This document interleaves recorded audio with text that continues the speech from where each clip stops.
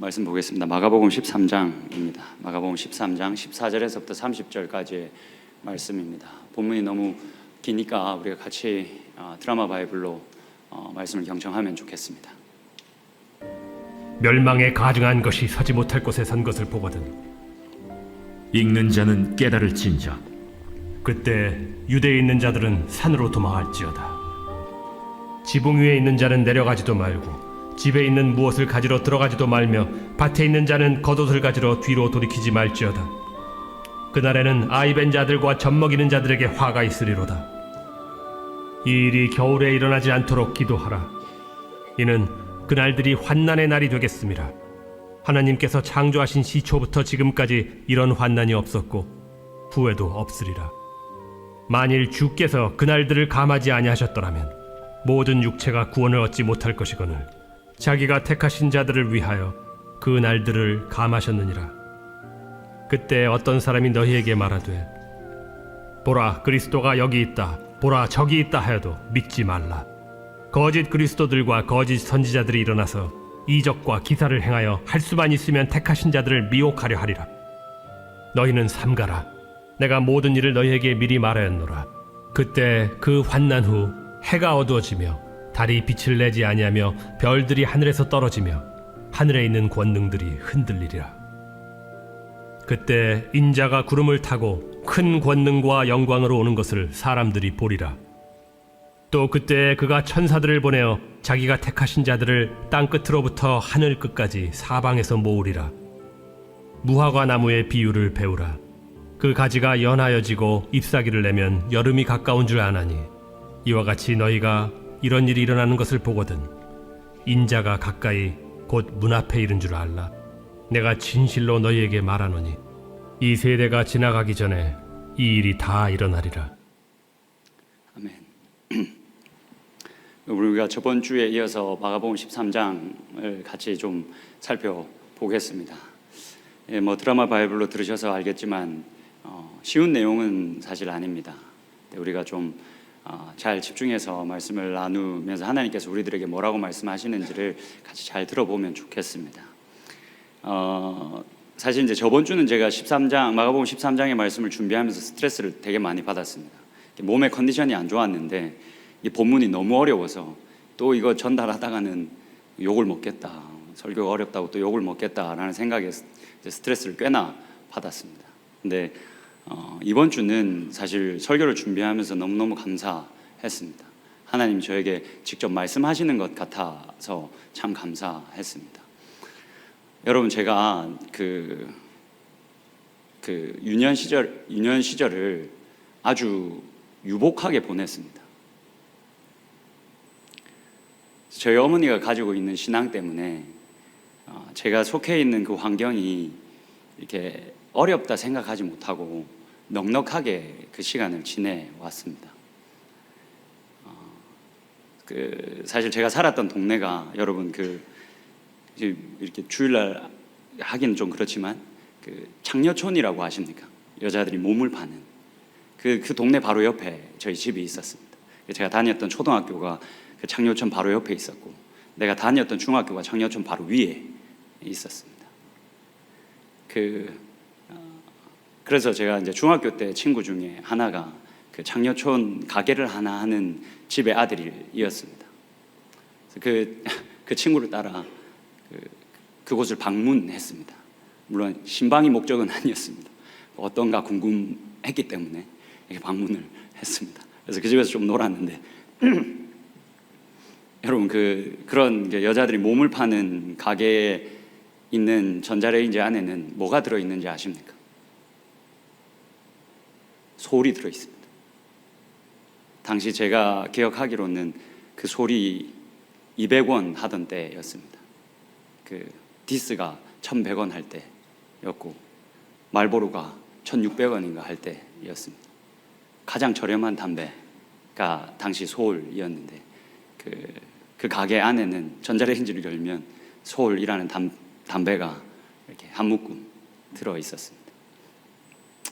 제가 그런 시간들을 지나면서도 저희 어머니가 가지고 있었던 신앙 때문에 저희 어머니가 늘 만나고 있던 그 하나님 때문에 전혀 부족함을 못 느끼고 살았습니다. 그냥 넉넉하게 그 시간들을 지내왔습니다. 근데 내가 처음으로 우리 아내를 데리고 집에 인사드리려고 버스 타고 이렇게 집으로 가는데, 우리 집으로 가려면 무조건 그 장려촌을 지나야 합니다. 그때 알았습니다. 이거 살짝 부끄러운데, 이거 살짝 보여주기가 좀 그런데, 그런 생각을 처음 했었습니다. 근데 사실 제가 어렸을 때 거기서만 계속 살았는데 전혀 그게 부끄럽지 않았습니다. 저한테는 너무 당연한 거였습니다. 이게 제가 그런 시간들을 지나고 또 목사로 사역하고 하면서 저희 가정이 여유롭지 못했지만 저희 어머니가 가지고 있는 그 신앙 때문에 저는 늘 넉넉했습니다. 그래서 제 마음에 늘 이렇게 부채 같은 게 있었습니다. 제 친구들이나 교회 동생들이나 그 가정이 복음화가 제대로 이루어지지 않아서 그 가정이 깨어져 있어서 그 가정을 돕고 싶은데, 그 친구를, 그 동생들을 돕고 싶은데 제가 할 수 있는 게 아무것도 없는 겁니다. 그 친구들이 같이 고민하다 보면 늘 그렇게 이야기합니다. 지금도 가정이 여전히 복음화되지 않은 여러분들 보면 돕고 싶습니다. 근데 늘 그 사람들이 그렇게 말합니다. 할 걸 다 해봤습니다. 제가 할 수 있는 건 다 해봤습니다. 복음도 전해보고 교회 가자고도 계속 다 말했습니다. 근데 안 듣습니다. 들을 마음조차 없습니다. 이렇게 이야기를 합니다. 그 얘기를 들어보면 제가 더 이상 할 말이 없습니다. 복음을 다 전했다는데, 교회 가자고 몇 번이나 권했다는데 안 듣는다는 걸 내가 어떻게 하겠나. 내가 도울 수 있는 게 아무것도 없구나. 나는 이렇게 우리 어머니 때문에, 우리 어머니가 만난 그 하나님 때문에 넉넉한 시간을 보냈는데 이 친구들은 그 시간들을 못 보내고 있는데 나는 어떻게 도와줄 수 있나? 도와줄 수 있는 게 없다라고 늘 생각해 왔습니다. 그래서 그런 상황에 놓인 친구들을 보면 사실은 제 말문이 턱 막혔습니다. 기도할게, 같이 기도할게 라고밖에 할 수 있는 말이 없었습니다. 근데 오늘 말씀을 제가 읽으면서 그런 느낌을 받았습니다. 또 이렇게 말해야 되지 않겠니? 그 친구들한테, 그 사람들에게 이렇게 말해야 되지 않겠니? 라고 제가 느꼈습니다. 그래서 제가 이 말씀을 보면서 계속 제 안에 가지고 있었던 이런 친구들에게는 제가 뭐라고 답해야 합니까? 내가 어떻게 도와야 합니까? 라는 질문에 하나님이 응답하셨습니다. 그 하나님이 제게 주신 응답이 여러분들에게도 동일하게 이 짧은 시간이겠지만 동일하게 주어지면 너무너무 좋겠습니다.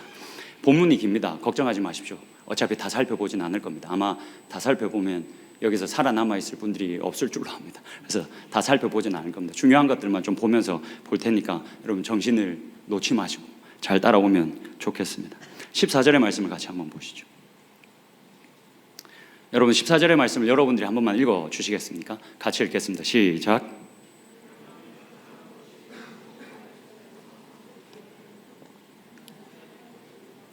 그때 유대에 있는 자들은 산으로 도망할지어다. 여러분 지금 마가복음 13장에 들어서면서 이 마가복음 13장이 어렵지만 마가복음 13장 전체를 해석할 수 있는 키가 그 성전을, 예루살렘 성전을 뒤로 하고 씁쓸한 마음을 잠재우고 이 성전을 떠나 나오신 예수님에게 제자들이 드린 두 가지 질문, 이것을 잘 파악하는 게 마가복음 13장의 길을 잡는 데 아주 중요하다라는 말씀을 드렸습니다. 여러분 혹시 기억하십니까? 제자들이 어떤 질문을 예수님께 드렸습니까? 첫 번째, 이 성전 파괴가, 성전 무너지는 것이 언제 일어납니까? 언제 이 일이 있겠습니까? 라고 먼저 질문을 했습니다. 두 번째는 무엇입니까? 이 모든 일이 일어날 때에 어떤 징조들이 있겠습니까? 그러니까 성전이 무너진다는 것, 이것을 지금 제자들은 그 종말의 사건, 이 세상의 마지막 날에 일어날 일로 받아들이고 있는 겁니다. 그래서 그 마지막 날에 어떤 일들이 있겠습니까? 어떤 징조들이 있겠습니까? 막연히 종말하면, 이 마지막 날이라고 하면 우리가 성경에 대한 지식이 없으면 무조건 두렵지 않습니까? 그러니까 제자들도 마찬가지인 겁니다. 두려우니까 우리가 대비할 수 있도록 좀 알려주십시오. 이 성전 파괴가 언제 일어날 것이고 이 마지막 때에 어떤 징조들이 있겠습니까? 라고 묻는 겁니다. 네, 예수님이 이제 그 대답을 13장 내도록 하십니다. 제가 저번 주에 말씀을 드렸던 것처럼 예수님은 기본적으로 재림이 아니라 마지막 때를 말씀하시는 게 아니라 성전이 언제 파괴되는지, 그리고 이 성전이 파괴될 때 파괴되기 전에 어떤 징조들이 있을지에 대해서 예수님이 말씀하십니다. 성전이 파괴되기 전에 어떤 일들이 있을 것이다 라고 5절에서부터 13절까지 기록되어져 있습니다. 여러분, 우리가 저번 시간에 같이 나눠 썼습니다. 기대하지 않습니다. 제가 말 다 알려드리겠습니다. 날마다 우리가 새로워지지 않습니까? 어떤 일이 있었다 했죠? 그 미혹하는 자들이 많이 일어날 것이다. 그리고 재난과 기근과 이런 진통들이 있을 것이다. 그리고 믿는 자들이 박해를 받을 것이다. 이런 징조들이 성전이 파괴되기 전에 일어날 것이다. 제가 저번 주에 말씀을 드린 것처럼 유대인의 역사 속에서 실제로 이런 일들이 AD 70년에 예루살렘 성전이 완전히 불타서 무너지기 전에 다 일어났습니다. 오늘 본문 이 14절에서부터 23절까지에도 성전이 무너지기 전에 이런 일들이 일어날 거다라는 말의 연장입니다. 무엇이라 말씀하십니까? 14절에 멸망에 가증한 것이 서지 못할 것에 선 것을 보게 될 것이다. 가증한 것이 서면 안 되는 그곳에 서게 될 것이다 라고 이야기를 하는 겁니다. 그러면 이 가증한 것이 어디에 서지 않아야 하겠습니까? 제가 누차 좀 도와달라고 말씀을 드렸던 것 같은데 생각해 보시죠. 어디 서겠습니까? 성전이지 않겠습니까?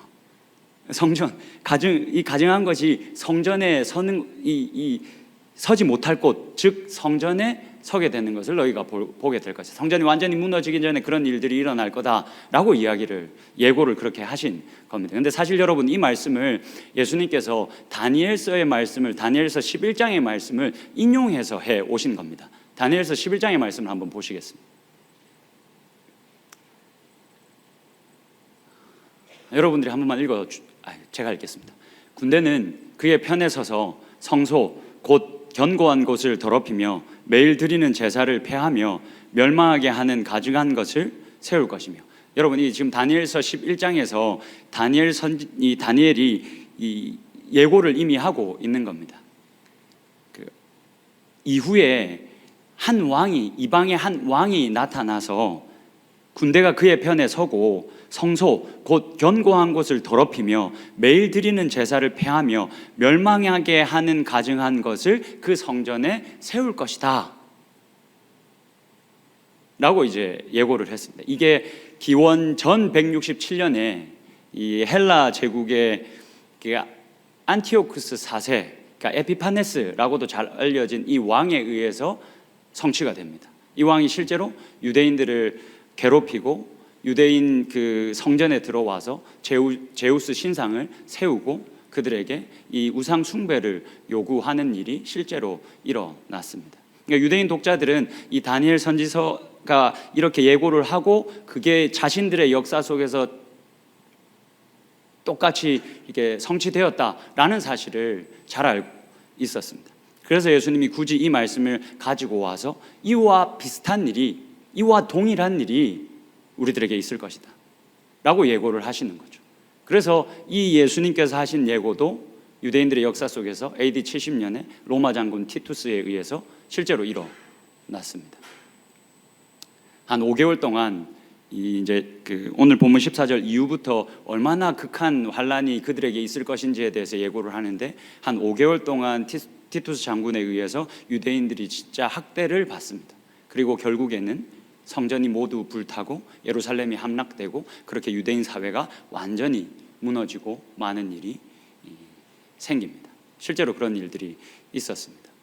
예수님은 지금 우리가 이 말씀들을 보면서 분명히 여러분들이 염두에 두셔야 할 것은 예수님이 재림에 대해서 이야기를 하시고 계신 게 아니라 성전 파괴에 대해서 말씀하고 계시고, 그렇게 예고한 그 성전 파괴가 다니엘서의 말씀이 성취되었던 것처럼 그 성전 파괴도 그대로 이루어졌다라는 사실을 여러분들이 분명히 기억할 수 있어야 합니다. 쭉 넘어가서 오늘의 본문의 핵심은 사실 이 24절에서부터 27절까지의 말씀입니다. 여기에만 우리가 좀 집중해서 같이 볼 수 있으면 좋겠습니다. 24절의 말씀을 여러분들 같이 한번 보겠습니다. 이게 이제 주제가 살짝 전환됩니다. 잘 보셔야 합니다. 그때에 그 환난 후에 해가 어두워지며 달이 빛을 내지 않을 것이다. 여러분 잠깐 보십시오. 지금 사실은 우리 개역개정 성경에는 접속사 그러나가 그 번역이 되어져 있지 않습니다. 근데 원문을 보면, 헬라어 원문을 보면 접속사 그러나가 기록되어져 있습니다. 이 헬라어 특성상 접속사를 굉장히 많이 사용합니다. 히브리어도 그렇고. 그래서 자주 이제 개역개정 성경에는 이게 그 글을 번역을 하다 보면 그러나 또 그러나 또 그러나 또 그리고 이렇게 하면 글이 너무 지저분해지니까 그냥 자체적으로 번역을 하면서 자주 빼놓았습니다. 근데 이 그러나라는 접속사가 이 본문에 붙어 있다라는 걸 여러분들 기억하셔야 됩니다. 왜 붙여 놓았냐면 저자가 지금 주제가 변하고 있다, 이게 시간이 흐르고 있다라는 걸 보여주기 위해서 우리 이 접속사를 붙여 놓은 겁니다. 잘 보십시오, 여러분. 그때에 그 환난 후에 지금 어떤 일이 일어날 것이다라고 이제 예고를 하십니다. 그러면 이게 어느 때입니까? 그때에, 그 환난 후에라고 하면 그때는 언제이겠습니까? 지금 성전이 파괴되기 전에 있어야 할 징조들을 5절에서부터 23절까지 계속 기록해 놓았지 않습니까? 그리고는 이제 24절에 가서 그러나 그때에, 그 환난 후에라고 하면 지금 예수님이 무엇에 대해서 이야기를 하려고 하시는 겁니까? 그런 성전이 무너지기 전에 있어야 할 징조들, 일들이 다 있은 후에 진짜 성전이 무너질 때 어떤 일이 일어나는가에 대해서 예수님이 이야기하십니다. 24절과 25절의 말씀을 좀 이어서 볼 텐데 한번 보십시오. 그때에 그 환난 후에, 그러니까 이제 성전이 무너질 때 어떤 일이 일어나냐면 해가 어두워지며 달이 빛을 내지 아니하며, 25절입니다.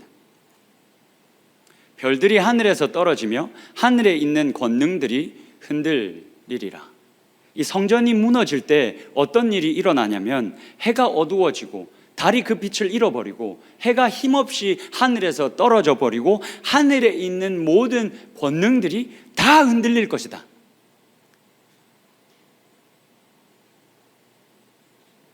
여러분 느낌이 좀 옵니까? 이게 약간 묵시적으로 읽어보십시오.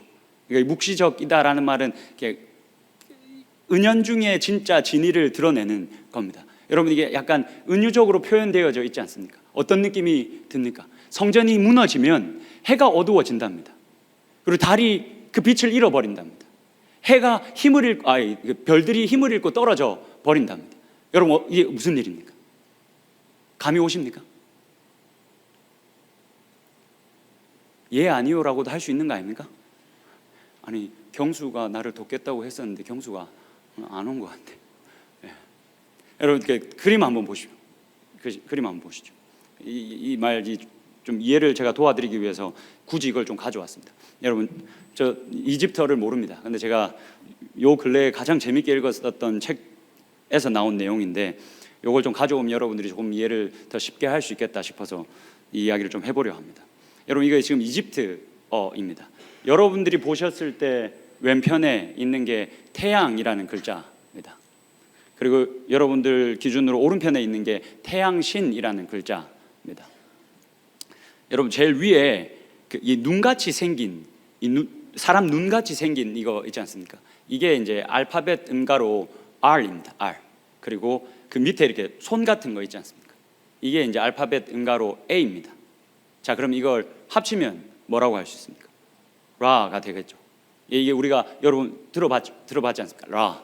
그러니까 태양을 이 라라는 단어는 태양이라는 뜻을 가지기도 하고 태양신이라는 뜻을 가지기도 합니다. 그러니까 두 가지 의미를 다 가집니다. 근데 이거를 태양과 태양신을 분명히 구분해야 되니까 이 사람들이 사용한 게 그 글자 알파벳 옆에 이미지를 갖다 붙입니다. 그래서 동그란 원에 점 하나 찍어 놓은 것, 이게 이제 태양을 가리키는 이미지인데, 그래서 이 글자가 이렇게 합쳐지면 이 동그라미와 이렇게 뭐 스핑크스 같이 이렇게 이 턱수염 나가지고 이렇게 하고 있는 게 이 이집트어로 결정사, 그러니까 그 의미를 결정하는 결정사라고 부릅니다.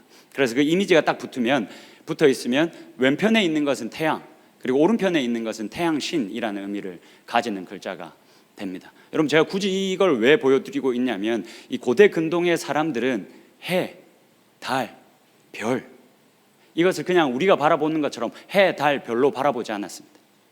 해를 주관하는 신, 달을 주관하는 신, 별을 주관하는 신이 각각 따로 있다라고 이미 그들 마음 가운데는 그렇게 신관이 자리 잡고 있었습니다. 그러니까 여러분, 유대인들의 신관을 가지고 오늘 본문을 24절과 25절을 다시 읽어봐야 됩니다. 여러분, 성전이 무너지면 어떤 일이 일어난다라고 말합니까? 해가 뭐죠? 해가 어두워지고 달이 빛을 잃고 별이 떨어진다. 그럼 무슨 말이겠습니까? 이 세상을 잡고 있던, 이 세상을 다스리는 것 같아 보였던 그 거짓 신들이, 그리고 그 거짓 권세들이 힘을 잃고 무너져 내린다. 하늘의 권세들이 그렇게 다 흔들린다. 그들이 모두 다 힘을 잃고 무너져 내린다라고 이야기를 하고 있는 겁니다. 여러분, 이게 사실은 이 유대인들이 이 글을 읽으면 사실 굉장히 충격적인 이야기여야 합니다.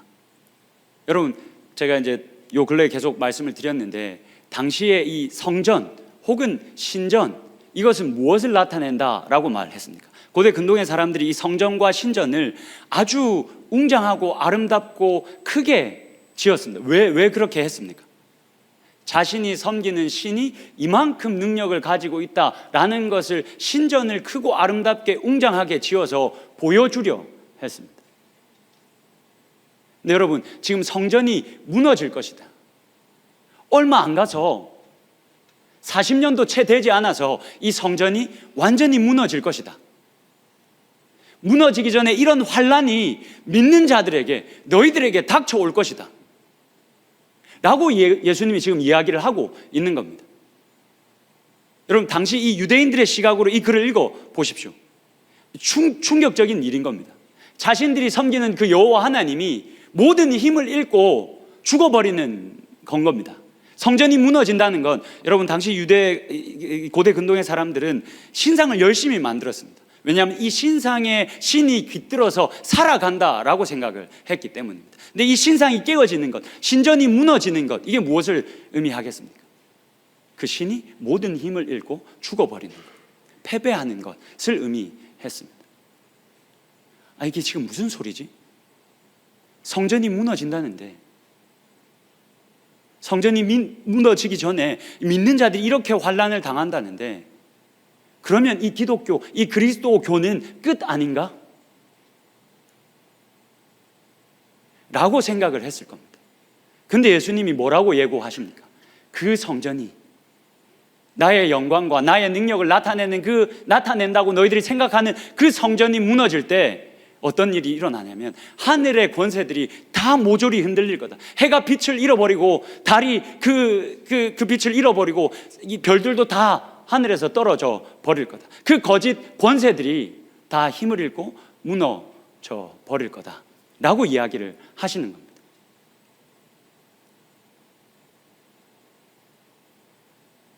저만 경이롭습니까? 저는 이 말씀을 보면서 정말 경이로웠습니다. 와, 이 성전이 무너지는데, 그 성전이 무너지는 때에 하나님께서 거짓 권세 잡은 자들을 무너뜨리셨구나. 그때 완전히 그들을 무너뜨리셨구나. 여러분, 그 다음 구절 한번 보십시오. 26절 한번 보십시오.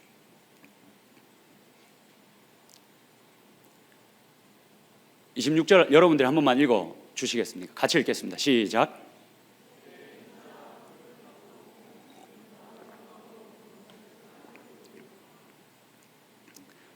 여러분, 이게 지금 예수님이 다시 한 번 더 다니엘서 7장의 말씀을 인용하고 있는 겁니다. 다니엘서 7장의 말씀을 여러분들이 가서 보시면 조금 더 이해가 편하실 겁니다. 다니엘서 7장의 말씀을 한번 보시죠.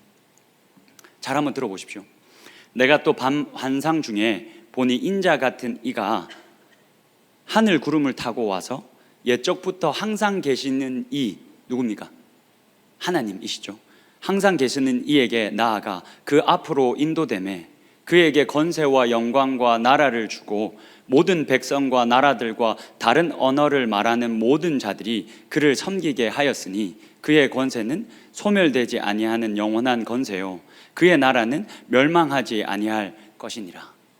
어느 어느 날이 오면 인자 같은 이가 하늘 구름을 타고 하늘로 올라와서 옛적부터 계시는 그 하나님 앞에 나와서 그 앞으로 인도되어서 그에게 하나님으로부터 권세와 영광과 나라를 주고 모든 백성과 나라들과 다른 언어를 말하는 모든 자들이 그를 섬기게 하겠다. 그의 권세는 소멸되지 아니하는 영원한 권세요, 그의 나라는 멸망하지 아니할 것이다. 다니엘서가 이렇게 예언하고 있습니다. 이 예언이 여러분 언제 이루어졌습니까? 성전이 무너질 때, 그렇게 거짓 권세 잡은 자들이 모두 다 흔들리고 힘을 잃고 떨어져 버릴 때, 26절의 말씀 다시 띄워 주십시오. 그때에 인자가 구름을 타고 큰 권능과 영광으로 오는 것을 사람들이 볼 것이다. 여러분, 이제 예수 그리스도가 이 땅에 오셔서 십자가를 지심으로 말미암아 자신이 하나님의 아들이라는 것, 즉 이 온 우주를 다스리는 왕이라는 것을 확증해 주셨습니다. 그리고는 시간이 한 40년 지난 뒤에 하나님께서 하나님의 영광과 능력과 크심을 측량하고 보여주는 이 성전의 파괴를 허락하셨습니다. 그러면서 거짓 권세 잡은 자들을, 그 권세를 다 빼앗아 버리셨습니다. 그리고는 다시 한번 예수님을, 그 인자를 권능과 영광의 그 왕의 옷을 입히셔서 온 우주의 왕으로 확증해 주셨습니다. 참으로 놀랍게도 그 성전을 다 무너뜨림으로써 하나님께서 온 우주의 왕이 되셨습니다. 여러분, 사실 그 성전은 하나님의 능력을, 하나님의 크심을 제한하고 있었습니다. 왜 그렇습니까? 유대인들이 저기 가야, 예루살렘 성전으로 가야 거기에 하나님의 영광이 있다, 거기에 하나님이 임재하신다, 거기에서 하나님이 다스리신다 라고 생각을 했거든요. 우리가 자주 이야기하는 디아스포라들, 멀리 떨어져 살아가던 유대인들도 1년에 3번이면 꼬박꼬박 예루살렘 성전을 순례하러 왔습니다. 왜냐하면 거기에 하나님의 영광이 있다라고 생각했기 때문입니다. 그래서 하나님이 어떻게 하셨습니까? 그 성전을 무너뜨려 버리셨습니다. 왜 그러십니까? 우리가 섬기는 여호와 하나님은 예루살렘 성전에 국한된 신이 아니라, 그 예루살렘 성전에 제한된 왕이 아니라 온 우주의 왕이시기 때문에 그렇습니다. 그렇게 성전을 파괴하시면서 다시 한 번 더 예수님을 온 우주의 왕으로, 하나님 자신을 온 우주를 다스리시는 왕으로 그렇게 천명하셨습니다. 마지막 26절의 말씀을 같이 한번 보시겠습니다. 27절의 말씀입니다. 미안합니다. 같이 한번 읽겠습니다. 시작. 또 그때에 그가 천사들을 보내어 자기가 택하신 자들을, 여러분, 그렇게 하나님께서 자신이 온 우주의 왕이시라는 것을 천명하셨습니다. 예수 그리스도를 다시 한 번 더 왕으로 즉위하게 하셨습니다. 근데 그런 예수 그리스도의 왕권이 여러분 어떻게 실현될까요? 예수 그리스도가 온 우주를 다스리시는, 십자가에 힘없이 죽은 것 같지만 그 예수 그리스도가 온 우주를 다스리시는 왕이시다 라는 이 예수 그리스도가 가지신, 예수 그리스도가 얻게 된 그 왕권이 어떻게 실현되겠습니까? 그 왕권을 하나님께서, 예수님께서 실현하기 위해서 뭐 하시냐면 그때에 그가 천사들을 보낼 것이다 라고 이야기합니다. 여러분, 이 천사라는 단어가 헬라어로 앙겔로스라는 단어입니다. 근데 이게 천사로 기본적으로 많이 번역됩니다. 근데 기본적으로 이 단어가 보냄을 받은 자, 보냄을 받은 사람이라는 뜻을 가지고 있습니다. 그래서 문맥을 따라 충분히 결정될 수 있습니다. 만약 지금 많은 사람들이 생각하는 것처럼 이 마가복음 13장의 이 말씀이 예수님의 재림에 대해서 이야기하는 말씀이라고 한다면 천사로 번역하는 것이 맞습니다. 근데 우리가 같이 살펴본 것처럼 물론 우리가 재림을 살아가는, 이 종말의 시대를 살아가는 우리들에게 어떠한 자세로 살아가야 하나 대입해 볼 수 있지만 기본적으로 이 말씀은 성전 파괴에 묶여 있는 말씀입니다. 그러면 이 말씀을 성전 파괴에 묶여있는 말씀으로 우리가 묶어 놓는다면 여기에서도 천사가 아니라 보냄을 받은 자, 보냄을 받은 사람이라고 번역을 해도 충분합니다. 예수 그리스도가 받으신 그 왕권을 실현하시기 위해서 뭐 하시냐면 예수님께서 보냄을 받은 사람들을 하늘 끝에서부터 땅 끝까지로 온 천지 사방으로 보내시는 겁니다. 가게 하시는 겁니다. 그래서 우리가 가는 겁니다. 모이는 게 아니라, 계속 여기에 모이는 게 아니라 계속해서 가는 겁니다. 왜 그래야 합니까? 우리가 왜 모이는 것보다 가는 것, 보냄을 받는 것, 왜 여기에 힘써야 합니까? 하나님께서 성전을 완전히 무너뜨리시면서 온 우주를 내가 다스린다, 온 우주를 다스리는 이가 나이다, 여호와 하나님이다 라고 천명하셨기 때문에 우리는 모이는 것보다 가는 것에 힘을 쏟아야 합니다. 여러분, 마태복음 28장의 말씀을 기억할 겁니다. 예수님이 부활하셔서 제자들에게 나타나셨습니다. 그래서 우리가 대위임령이라고 부르는 그 명령을 우리들에게 주셨습니다. 이 말씀을 한번 다시 한번 우리가 같이 나눴던 이 말씀을 기억하시면서 이 말씀을 한번 들어보십시오. 예수께서 나와 말씀하여 이르시되 하늘과 땅의 모든 권세를 내게 주셨으니, 하나님이 나에게 그 모든 권세를 주셨으니 19절입니다. 그러므로 너희는 가서 모든 민족을 제자로 삼아 아버지와 아들과 성령의 이름으로 세례를 베풀고 내가 너희에게 분부한 모든 것을 가르쳐 지키게 하라. 볼지어다 내가 세상 끝날까지 너희와 항상 함께 있으리라. 여러분, 이게 예수님이 마지막으로 우리들에게 남기신 아주 큰 명령입니다. 여러분, 왜 우리가 가야 됩니까? 온 우주의 왕이 여호와 하나님이시기 때문에 그렇습니다. 여전히 이 온 우주를 다스리는 이가 예수 그리스도이시기 때문에 그렇습니다. 여러분, 제가 처음 여러분들에게 드렸던 같이 나누고자 했던 질문으로 돌아가 봅시다. 제가 가정이 깨어져 있는 친구들에게, 가정이 깨어져 있어서 그것 때문에 너무 힘들어하는 친구들 때문에 사실 이전에는 그 어떤 답도 줄 수가 없었습니다. 그냥 같이 기도할게 라고 밖에 내가 해줄 수 있는 말이 없었습니다. 제가 이 말씀을 보면서 내 신학이 잘못됐었구나 라는 걸 깨달았습니다. 제가 왜 말문이 턱 막혔냐면 그 사람들이 내 가족에게 복음을 전했습니다. 하나님을 알렸습니다. 교회 가자고 몇 번이나 말해봤습니다.